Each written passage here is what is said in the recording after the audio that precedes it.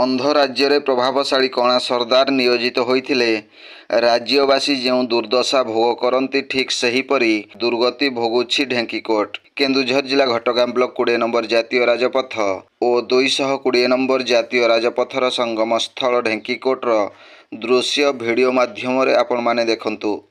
ଏହି ରାସ୍ତା ଦେଇ ବଡ଼ ବଡ଼ ମାଲବାହୀ ଟ୍ରଲର ଟ୍ରକ୍ ଓ ପର୍ଯ୍ୟଟକ ବହୁ ସଂଖ୍ୟାରେ ଯାତାୟାତ କରୁଥିବା ବେଳେ ରାସ୍ତାର ସମସ୍ୟା କହିଲେ ନ ସରେ।